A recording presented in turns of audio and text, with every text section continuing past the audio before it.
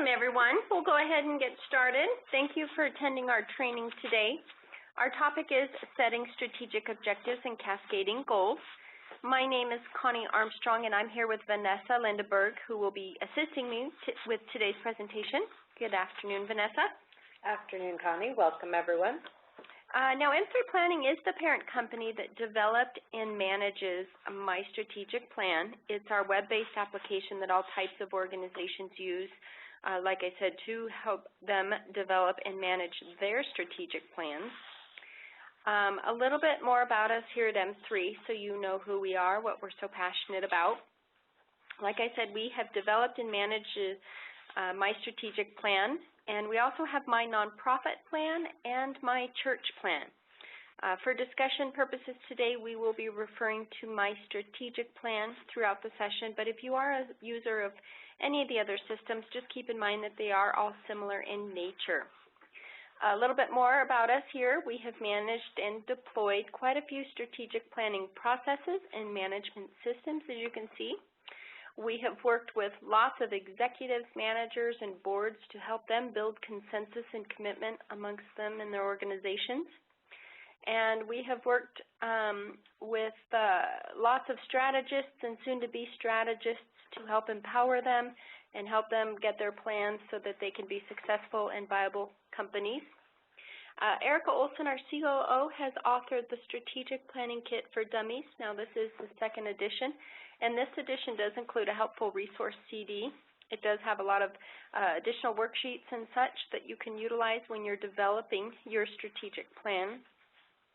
And Erica, as well as many of our other team members, have put together lots of 3 to 5 minute training sessions where we utilize a whiteboard, walk viewers through various elements of strategic planning, from developing mission statements, determining competitive advantages, to learning about execution and net promoter score and such.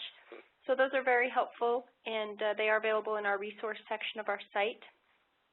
And if we are out of the office, we're probably out working with a customer, working with them on a one-on-one basis, helping them to develop their goals, their strategic plans, and to implement their plans as well amongst their organizations. If you are possibly in need of facilitation assistance, give us a call. We'd love to talk with you about that. So now just a little bit about today's session. It is a special topic on the strategic planning process with regard to setting those strategic objectives and cascading your goals into actionable items. We will take about the next 45 to 60 minutes to go through that topic. And your role, if you do have any questions, we'd love to hear from you. Please enter them into the chat box, and we'll get to them as soon as we can. If you have any experience or insight related to anything that we discussed today, please let us know. Again, we'd love to hear from you. This session is recorded, and it will be also offered again in the future next month. So if you are in need of the recording, you can find it where you signed up for today's session. And also, if anybody you know may benefit from it as well, please pass this information on to them. So now to continue on to the agenda, we'll start off with setting those strategic objectives, and we'll talk about what is a strategic objective and how they fit into an organization's strategic plan. We'll then talk about goal cascading and its part in deriving accountability from strategy to daily action, and we'll talk about some tips to doing it correctly. And then we'll move on to SMART goals and provide some tips on writing some goals that are SMART that will drive action and produce results. And we'll follow up today's session with some measures and targets that matter, and we'll talk about those. So with that, we've got a lot to cover today, so we'll go ahead and get started. I do want to start off here, mention a little bit about our virtual strategy guide, which is our self-help tool to helping you with your strategic planning and implementation process. This is an image of our virtual strategy guide. Like I said, it's our self-help guide. It is available when you're logged into your plan in the help and support section of your plan.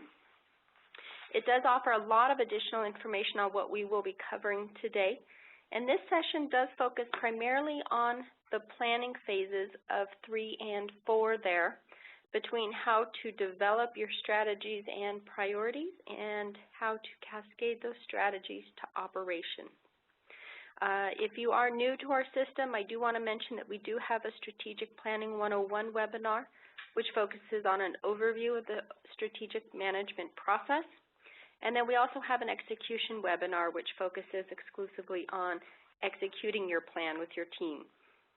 Now, this resource is available to you for additional information if you're looking for a little extra guidance, so please look for that. So now to discuss our first agenda topic, what is a strategic objective and how do they fit into a strategic plan?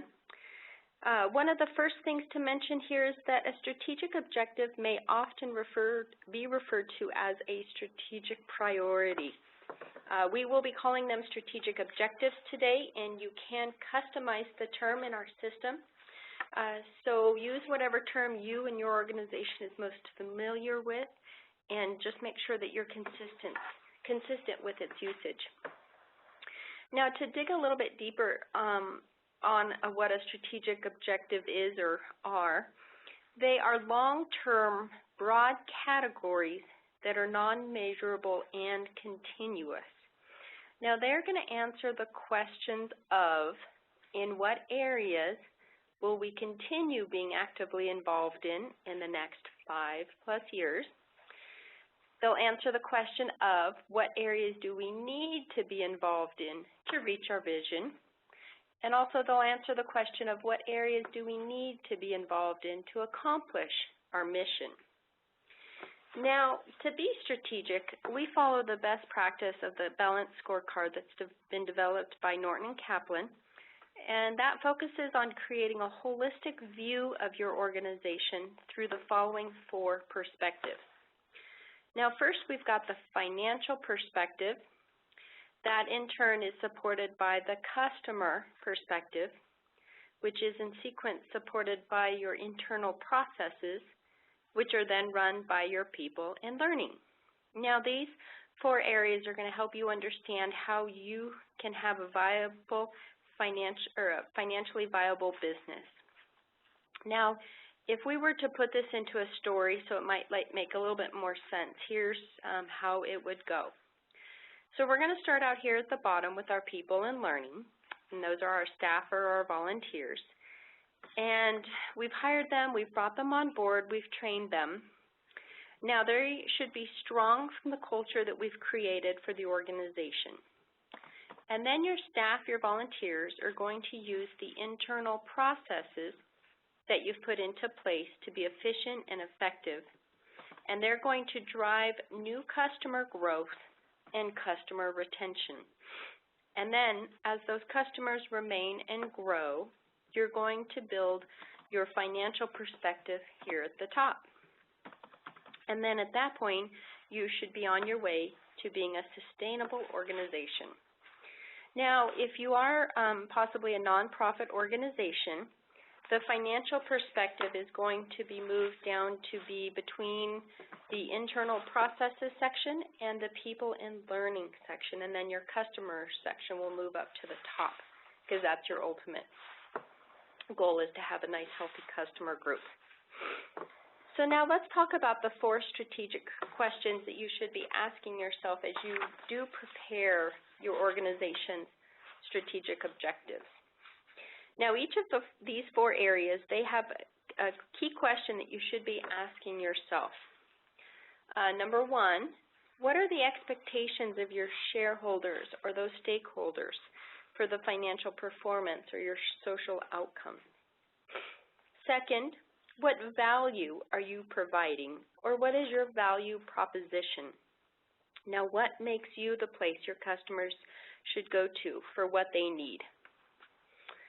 Thirdly, what internal processes do you need to excel at in order to deliver your products and services or provide value to your customers? And which ones do you need to work harder on in terms of those processes? And which ones should be continuous, or maybe are there any that you should take out of the mix and not have in your Now, finally, on number 4, we've got your people. Now, those you need to make sure that you've got those people in the right seats with utilizing the right skills within your organization. So what are the skills and capabilities and the org structure that you need in place? So now let's dig a little bit deeper again and talk about each of these 4 areas. So first off, we've got the financial perspective. Now in each of these areas, you're going to want about 2 to 3 strategic objectives, because if you have too many, the plan may be too large and cumbersome to actually execute. Now keep your objectives lean and streamlined and make sure that everyone can have a plan that's easy to follow. So now, when you're looking at your financial perspective, again, what are the shareholders' or stakeholders' expectations for your financial performance? Here you're going to look at your revenue generation and your profitability. Now, these 2 things are the basic things, whether you are a for-profit organization or even a church or a nonprofit organization. You may think that they don't actually apply to you if you are a nonprofit, but you are still going to need to maintain profitability and maintain expense margins and generate revenue. So maybe you're not necessarily increasing sales, but you are probably bringing in donors, raising funds, and such as that. Now to look at the market growth perspective. Now this is your customer or your constituent groups. To reach your outcomes, what value must you provide? What is your value proposition, like we talked about earlier? Now that value proposition, it's what makes you the place that people are going to go to, again, for what they need. What makes you have the best value? Whether it's your customer service or maybe your processes, again, what makes you unique and special? So in this perspective, you're going to want about 2 strategic objectives. One should be for current customer management, and another strategic objective should be for the new customer acquisition. When you're looking at acquiring new customers, an important thing to think about is how are you going to acquire them? Is it going to be through market penetration? Are you going to go into a new market?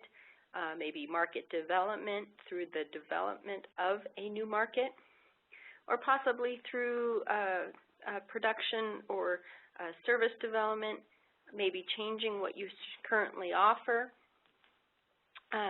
Or will it maybe be through innovation or diversification? So if are you going to be innovative? Are you going to bring in new markets and services?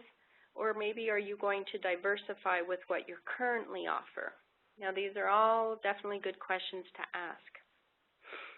Now the next perspective we've got is the process excellence perspective. What processes do you need to excel at to deliver your products and services so that you can provide that value? Now the processes, they're very important, as you need to make sure that they're obviously fresh, they're efficient, and they're streamlined. So here you might end up with a few more strategic objectives, say about 3 to 4 should be okay for your plan. Then first look at your vendor supply chain management and how are you going to diversify and work with your vendors better. Also look at your operations management here. How are you going to improve your processes or change your systems? In the marketing and sales management section, are you going to put together a new sales process? Are you going to improve brand management? Or maybe are you going to possibly increase your close rate? And then lastly here, we've got risk management. Make sure that you're developing processes to mitigate risk from economical or environmental factors. Flooding and hurricanes, earthquakes, those are all important factors to take into consideration so that if by chance you are unfortunately affected by any of them, that you'll have a plan of what needs to be done to get back on track and back in business as soon as you can. So now these are all things that you're going to want to consider again when you're developing your strategic objectives. And then the final perspective here is the people excellence perspective. Now, to drive those processes that you've set up, what skills and capabilities and organizational structure should you have or must you have in place? Now, this is very important. Make sure that you have the right structure and the right people in place doing the right things that fit their skill set. Take those people, put them where they're going to be most useful. That will definitely benefit both them and the organization. So in this perspective of the people excellence perspective, you're going to want about 2 to 3 strategic objectives. So take a look at your human relations management or your HR. Look at the hiring and the retention processes. How are you going to make sure that you have the right skills and capabilities and structure overall? Then you should also have a strategic objective with regards to knowledge management. How are you going to make sure that you're training your staff to move up in levels in your business if possibly somebody in a higher position retires or even leaves? And then something else you need to determine is your organization's culture. This is obviously something that's really taking the front seat in a lot of organizations with the passing of, say, Steve Jobs and all the talk around Apple's culture. So what is your culture like? You might not think that you actually have a culture in your organization, but most likely you do. So what are the values that are shared within the organization? How are things done? How is the owner's attitude? How do you hold everybody accountable? Now that culture that you have amongst your organization is going to determine how your staff is going to behave within the organization, if they're going to come up with new innovations, how they're going to work together, and whether or not they want to even be there amongst the organization. So determine what your culture is and whether you want to change your culture. You're going to need to think about some of these other types of things. So now, before we get into the next agenda item, I am going to hand the presentation over to Vanessa, and she's going to provide some great information on cascading goals, writing SMART goals, and so on. So thank you, Vanessa. Thank you, Connie. Well, we had one question in that section that you just went over. The question was, to what extent are the 4 perspectives equal in level of importance, and should you have the same number of strategic objectives for each perspective, and does it matter? We went over that as Connie was going through those. Most of the time you want about 2 or 3, as we talked about in each of those sections. The one section that you tend to have a few more in is your process excellence, just because there are so many different things that you need to make sure that you are touching on in that area. But they're all equally important. That's part of creating that holistic plan that we talked about and using that balanced scorecard development so that you are making sure you're touching each of those areas and working together through the organization. So they all work together and are all important to the plan. So let's go ahead and move on to cascading goals. This is another thing that's gotten important. It used to be an idea that everybody had their own goals of what they had to do, their own ones that they put together for their performance review with their manager and everything, and everybody just did their own goals.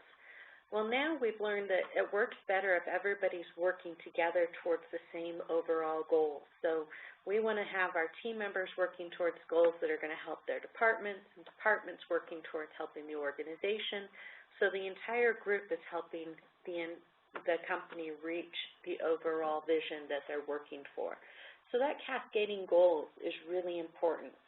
So we want to talk about how do you put together those aligned plans that are important and that we really encourage and stress in our system. So if we look at this, we've got our mountain here that we're working towards, and the top of our mountain is our vision. Where do we want to be in 3 to 5 years? What's that ultimate place? If we have a clear vision, which is really important to make sure that it's clear and well understood by everybody in the organization, if that's clear, then we're going to be able to understand our why, which is our mission and our values. And those are what Connie was talking about the culture as well, understanding the culture of the organization. Why do we show up to work every day? Why is it important that we do what we do? Why are we the place people want to come? So understanding our core purpose and understanding the culture of our organization. If we understand that why and that where, then we can develop our what, our strategies and our long-term strategic objectives, determining what are those broad things that we're going to do to make sure that we stay on our core purpose and that we reach that vision that we want to get to. If we understand that first level of what, then we're going to start thinking about the outcomes. What are the outcomes we need to reach? What are those annual goals at the organization level that we need to be doing? So we'll have those organization goals set here that are annual and have measures and targets to them that we're actually reaching towards. If we understand that, then we're going to be looking at our outputs at our department level. So we're going to be looking more at the how. How are we actually going to get there? And we're going to develop those goals at the department level to support those annual organization-wide goals. And if we understand that level of how, then we're going to get down to the very tactical individual goals and actions of what are they going to do at that individual level that's going to help support everything else. So those individual goals and actions that used to just sit in performance review folders in a file cabinet somewhere and had no connection to the plan or what the organization was doing, now provide the base that's going to help us reach that ultimate vision of where we want to get to. So now those goals and actions that our team members are doing actually gives them the purpose to see how they're going to help us move forward. So you can see how, even in our system, how the cascading works. You've got your goals here at the organization level that the CEO is responsible for, and then you've got department level goals that support each of those organization goals, and then you've got your team member or manager goals that are supporting those department goals. And as I said, then those support that. And the big thing to remember is that with no cascading, there's no coordinated action, and with no coordinated action, you're not going to have or see the results that you're trying to reach towards.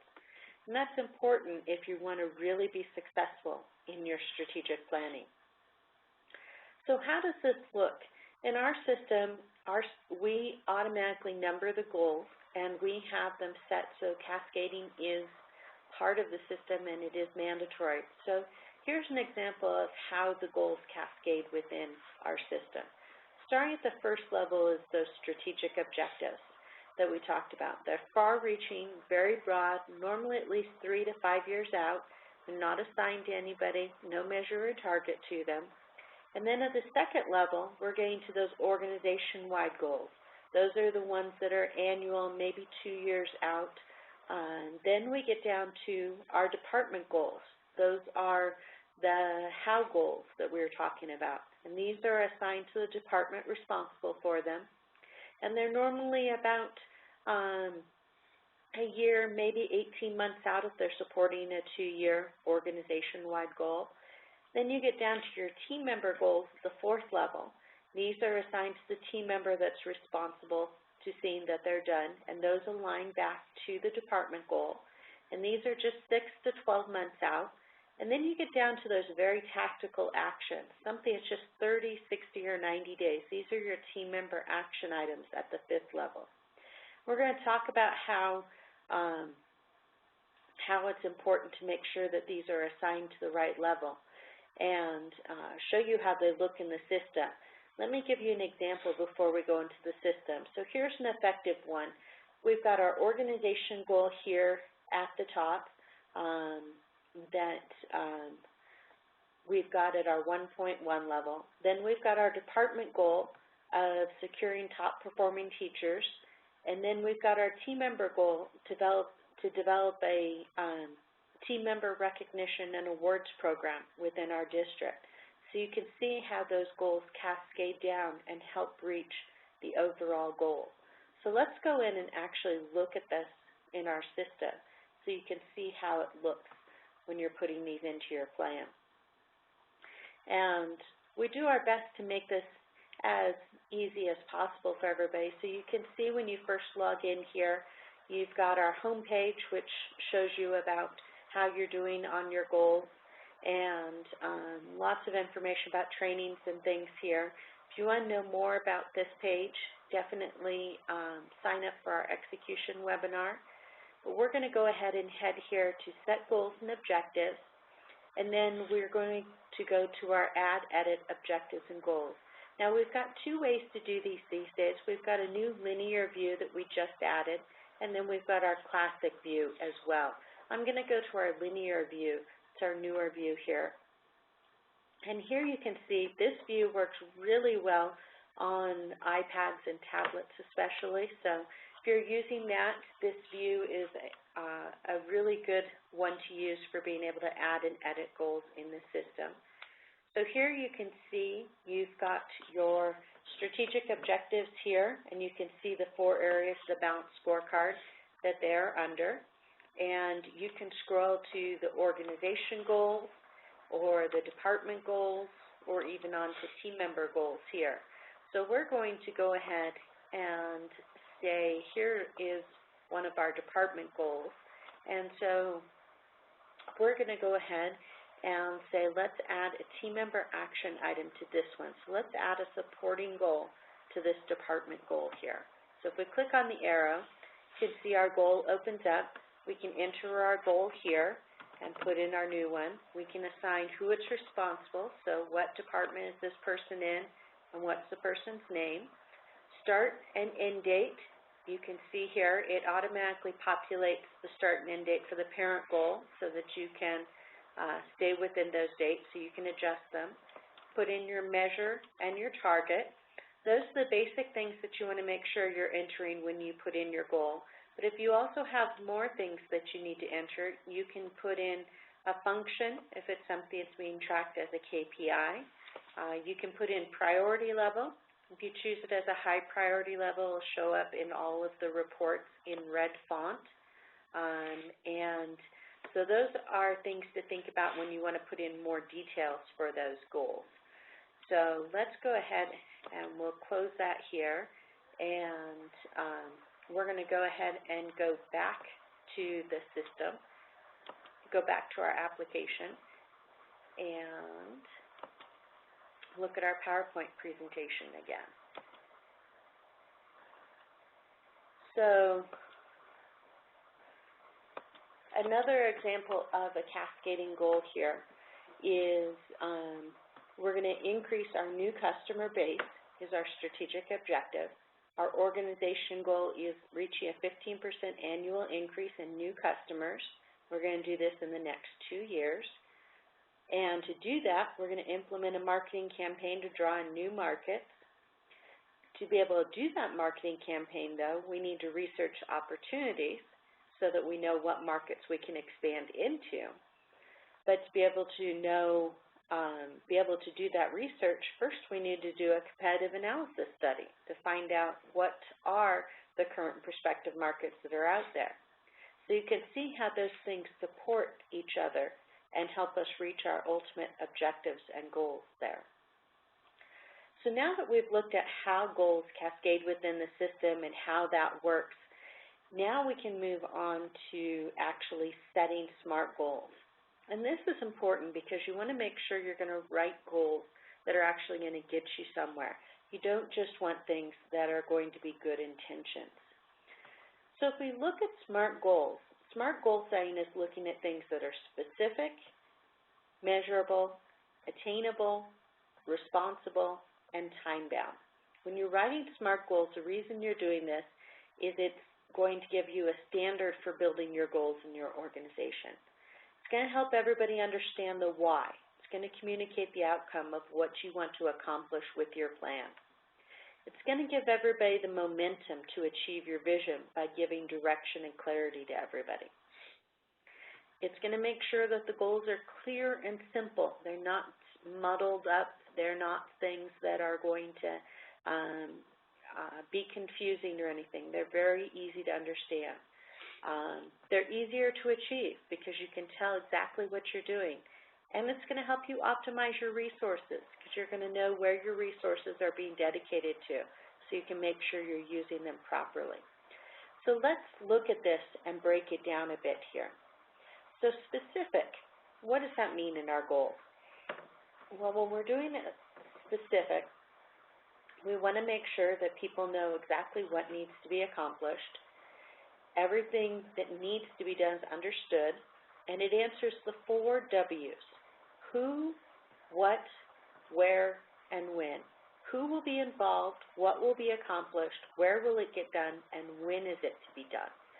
So if we look at our SMART goal here, we've got secure top-performing teachers by developing partnerships with the top 5 teacher prep programs by the end of fiscal year 13, and that's assigned to HR.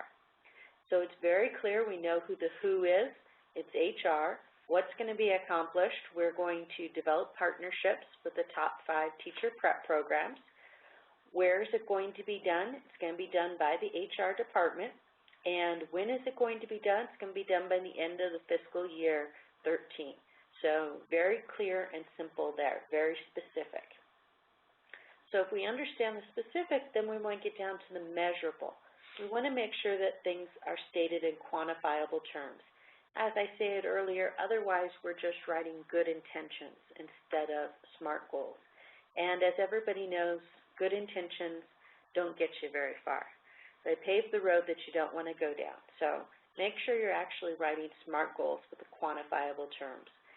Having those measurable goals is going to make sure that you are actually planning correctly, that you can implement your plan, and that you've got control over how things are progressing.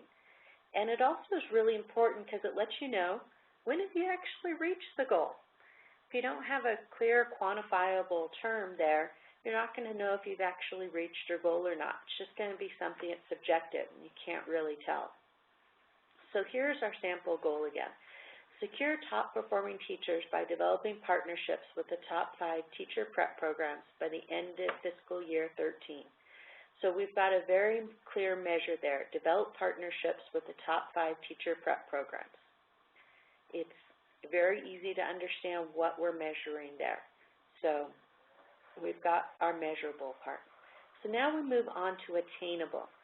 And this is really important because you want to make sure that you're writing goals that are not too easy or not aren't going to make people stretch and grow or your organization grow. You want to make things that are going to inspire you to grow and succeed and move farther along. But you also want to make sure that they're realistic and achievable. You don't want to set your team up for failure. So you want to know what that is.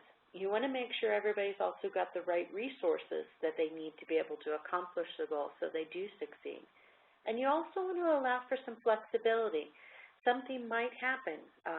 You might have a hurricane come through, or you might end up having your main supplier goes out of business and you've got to restructure things within your organization and you need to adjust your goals. So you need to allow for some flexibility to be able to adjust your goals throughout the year. So attainable, we want to make sure that we've got an attainable goal here. We set something that, here in this goal is something new for them, so it's something that they're stretching to help in their teacher development program, but it's something that they can do. It's not saying, oh, we're going to develop partnerships with 100 teacher prep programs in our first year. They're setting a goal for 5 to start with the first year, and as things go, that goal can grow. But it's something at least to start with and move forward with. So if we've got attainable, our next is our R, responsible. So here's something that's really important. Goals need to be assigned to a person, whether it's an individual or a department manager, and they need to be assigned to somebody. Now, that person is not responsible for doing all of the actions, What they are is responsible and accountable for making sure that the goal and its actions underneath it are accomplished by the people who have those goals assigned to them. And so we need to make sure that they've got that, the things that they need to be able to accomplish those goals. And we don't want to try and assign a goal to multiple people.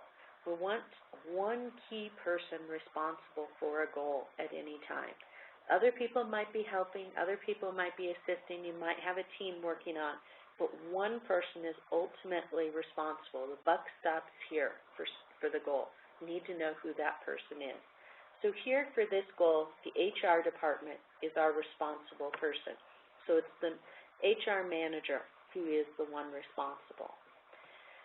So if we move on, our final one is our T, our time bound. So we want to include a timeline of when the goals must be accomplished by, start and end date. And if it's a long-term goal, it's really important to think about those intermediate points. When does our goal need to reach certain points along the way? So we need to set those intermediate points. And also we want to make sure that we're limiting the time, but being reasonable. We don't want to make every goal a 12-month goal if it should actually be something that's supposed to be done in 3 or 4 months. We want to make sure that we're putting those in correctly and limiting the time so we can tell how things are going. We can tell how each step along the way needs to happen, and another person knows when it's time for them to do their part. So here you can see we've set this one clearly that this goal is going to be accomplished by the end of fiscal year 2013. So very clear time-bound information there. So what's the difference between a SMART goal and an unsmart goal? So here's an unsmart goal. We want to increase Sierra Technologies' income by 20%. Versus a SMART goal, increase Sierra Technologies' income to $120 million by January 2013. Or increase Sierra Technology revenue by 20% by increasing 3 new $1 million level customers by December 15th, 2012.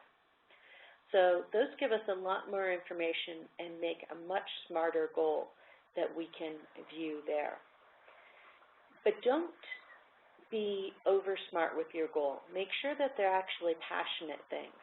So here we've got increased participation in the Stanford Chronic Disease Self-Management Model in the 10 A's by XX to 800 by 2013. That's a good number, says something, but this second one says more. Improve the lives of citizens with chronic diseases by enrolling those eligible in the Stanford Self-Management Model. We're going to measure this by the number of participants, and we want to reach 800. So here we're actually saying, what do we want to reach as our outcome? Not that we just want to increase participation in this program, but what are we trying to do by doing this? What's the outcome we're trying to reach? So if we go back and look at our system again, you can see that we help you make sure that you're putting in SMART goals as you put in your goals. So if we go back here to our system, and we go ahead and click on our new team member goal, you can see here we've got able to enter your goal here. You know what goal it's supporting to the side. You've got the who, you've got your start and end date, your measure, your target. So all of that information is right here to make sure that you're writing that SMART goal. So definitely take advantage of that and make sure that you're putting this information in as you develop your goal. Now, as you're putting your plan in, maybe you don't have all this information right at the beginning. That's all right. Put in what you've got. You can go back in and add the rest later, but at least get started with it. So don't feel like you have to have everything right at the very beginning. So we're going to go back and go back to our PowerPoint here.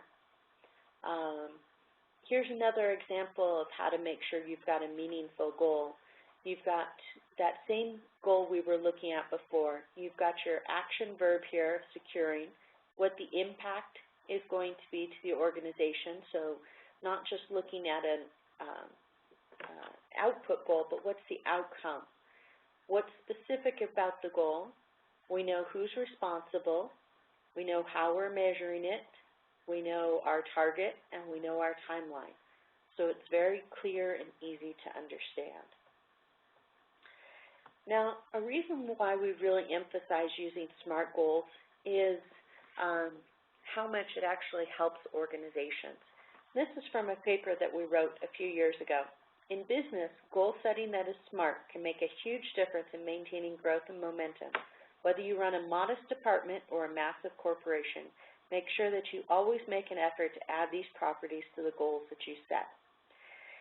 And it might sound like we're being a little presumptuous there, but it really is true. We have an organization we are working with right at this moment, putting together their plan for the 2013 that we've been working with for a few years. And when we first started, their goals weren't really SMART. And as they've gotten smarter over the years, as they keep writing them better, they have been growing and increasing their business by huge amounts every year, even going through the economic crisis that the world has been going through, and even expanding to business overseas. So doing this really does help an organization grow, and we have seen it work with organizations.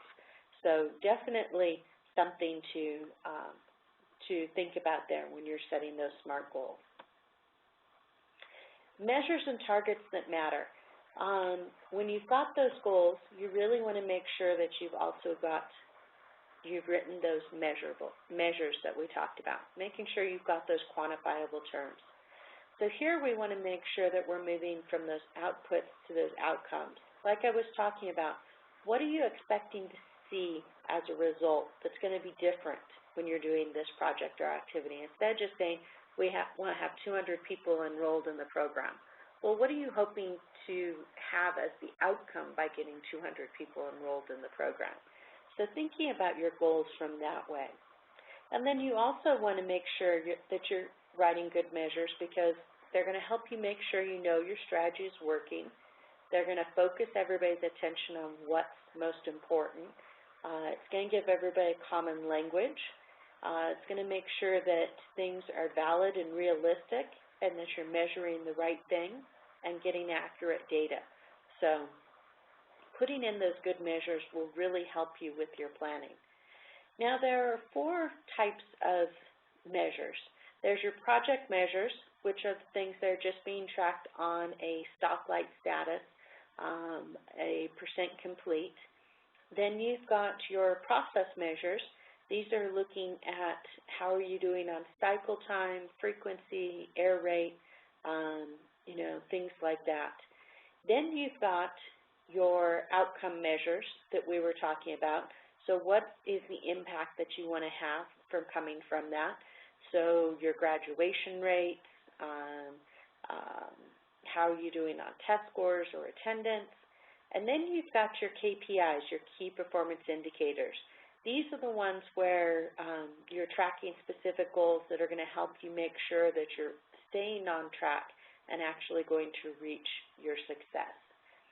So those are 4 key ways you want to think about when you're doing your measures and targets. So an example here, we've got improved processes on mobile health van utilizing a St. Elves methodology as demonstrated by an increase in patient volume. It's long, says a lot, but doesn't really give you a measure or a target to it. So here instead we've got increase in patient volume in 2013 through implementing the St. Elves patient workflow methodology for the mobile health plan. We know where our source is from that report. Our measure is the number of patients seen every day. Our target is 10% over last year, and our end date is 2013 of December 31. So very clear, very easy to understand.